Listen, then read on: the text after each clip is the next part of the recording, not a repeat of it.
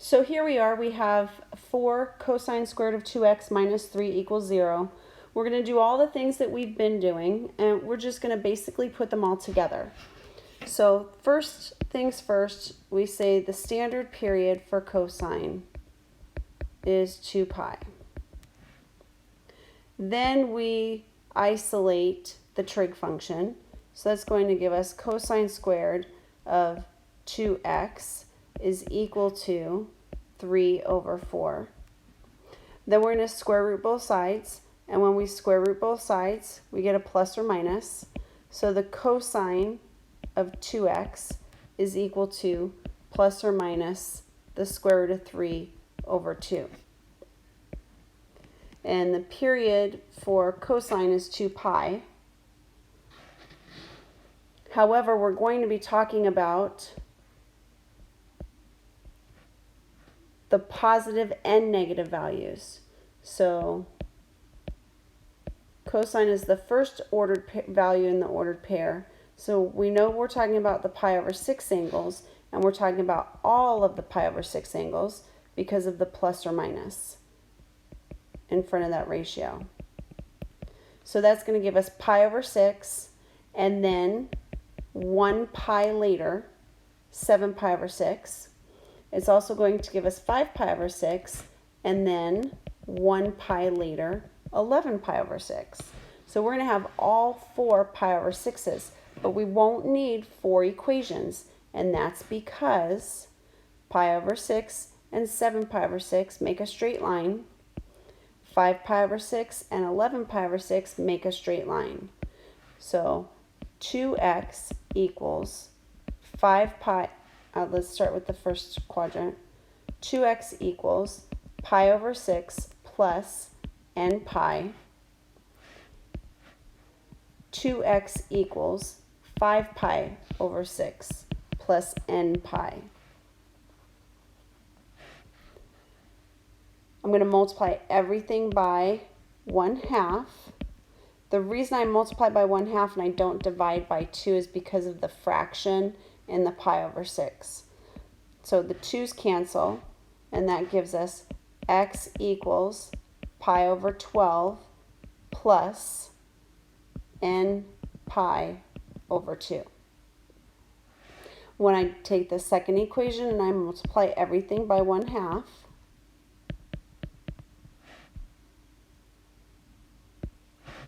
the 2's cancel, and we get x equals 5 pi over 12 plus n pi over 2.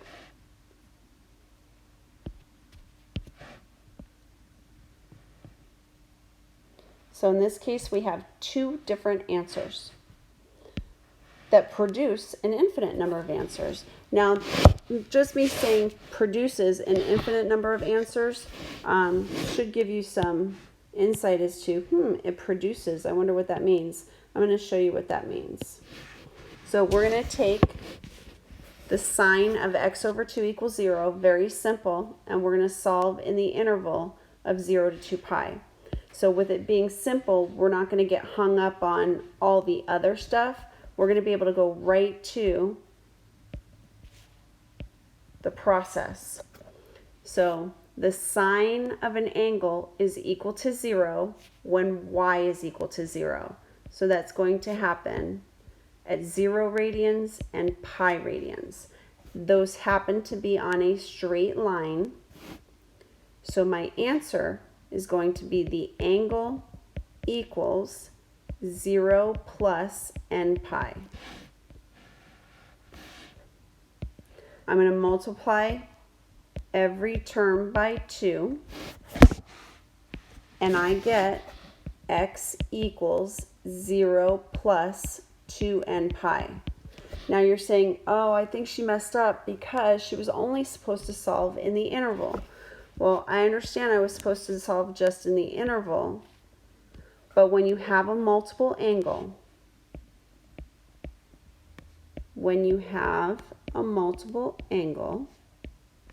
make sure you write this down.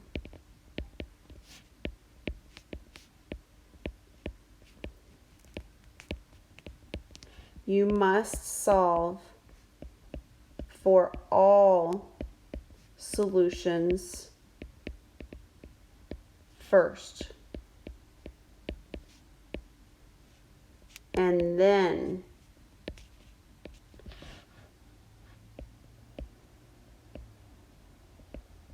you can determine angles in the interval. So this is really important to write down, otherwise I wouldn't be writing it down right now. Very important for you to write that down. So we're talking about angles between 0 and 2 pi, including 0 but not including 2 pi.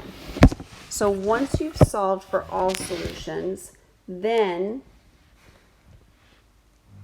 let me write this in a color. Let's write it in pink. So find all solutions. So that's step 1. And then step 2 would be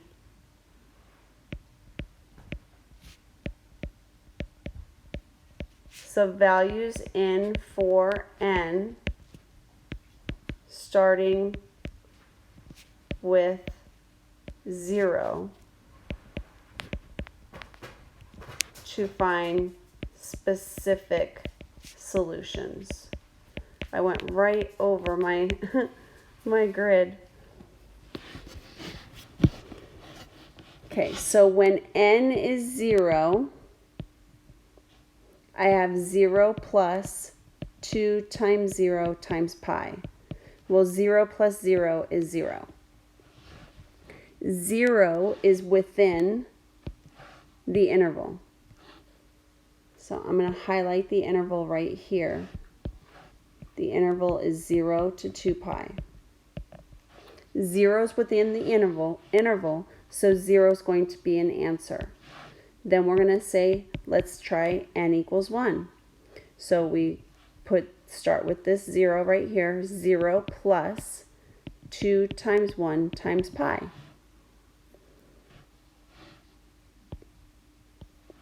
So this is our all solutions, right? We're going to use that, and we're going to put that 0 in for n. We're going to use that. We're going to put the 1 in for n. And we're going to continue to put in values, integers for n, until we exceed the interval. 0 plus 2 pi is equal to 2 pi. Well, 2 pi exceeds the interval. So 2 pi is not included. So the only answer that we have is x equals 0. So x equals 0 is our only answer. Okay, let's try another one like that that's somewhat simple. So here we have secant of 4x equals 2. So secant has a standard period of 2 pi. Remember, that's very important that we do that first. Now we're going to say, where is the angle? What angle gives me a ratio of 2 for secant? Well, secant is the reciprocal of cosine. So when the cosine is 1/2, the secant will be 2.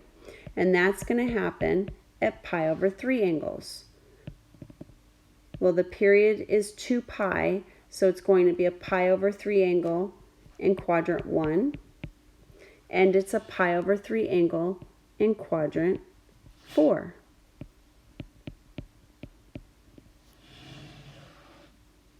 So 4x equals pi over 3 plus 2n pi.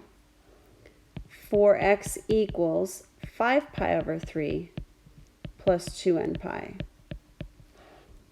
And now I'm going to multiply each term in the equation by 1/4. And that's going to give us x equals pi over 12 plus, I'm just going to leave this, 2n pi over 4.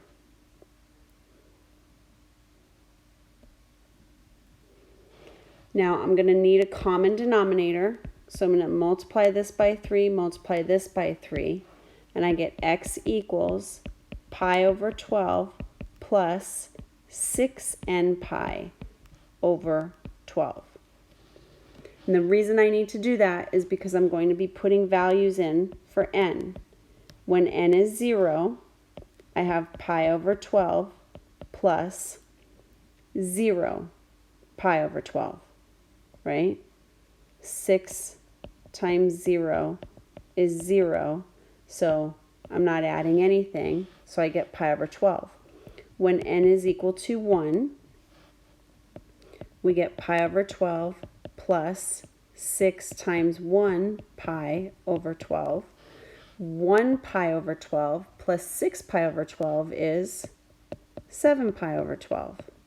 So far we've got pi over 12, we've got 7 pi over 12. We're looking in the interval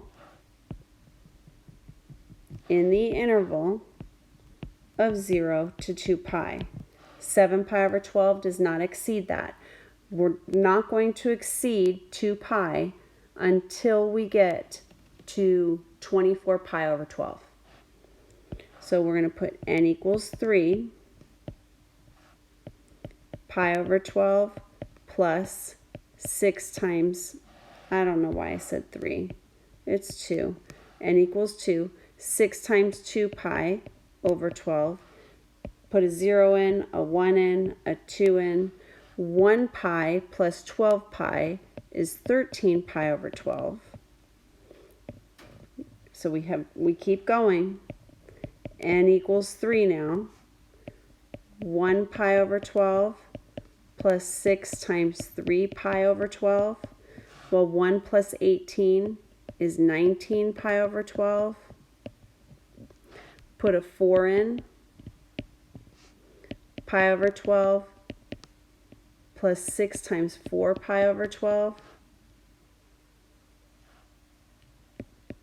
is 25 pi over 12, which exceeds 2 pi. Now that was just the first equation. Now we need to solve the second equation. So I'm going to multiply each term by 1/4, which gives me x equals 5 pi over 12 plus, now remember when I multiplied by 1/4, I ended up with 2n pi over 12. That's going to end up being 6n pi over 12, right? So we're going to again put values in for n equals 0.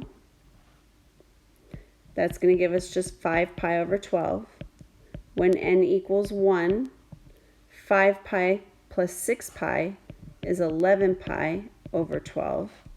And then when n equals 2, you can tell that we're just adding 6 to the numerator. That's going to give me 7 pi over 12.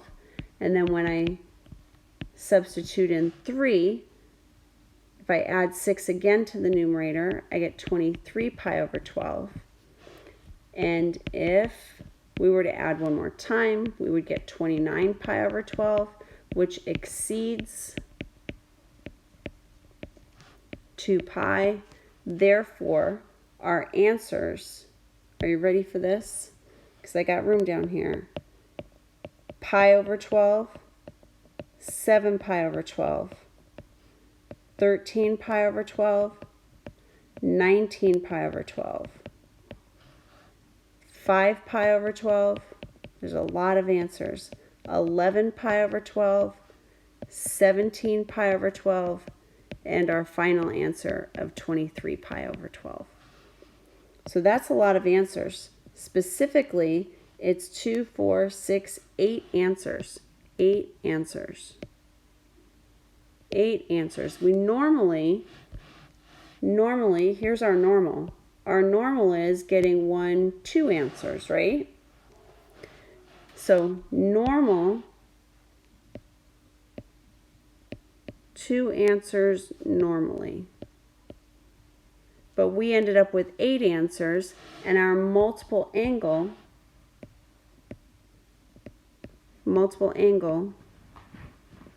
was a factor of 4. Well, that's a coincidence. 2 times 4 is equal to 8. No coincidence whatsoever. That's exactly what's happening. Exactly. So there's some good examples. You can see that the next is a lesson for 5.4. We're not going to go there yet. We're going to save that for next week. If these videos were enough for you, fantastic. If you need more detailed explanation, those textbook videos are awesome and amazing. Very good detail and explanations beyond what I was able to do here.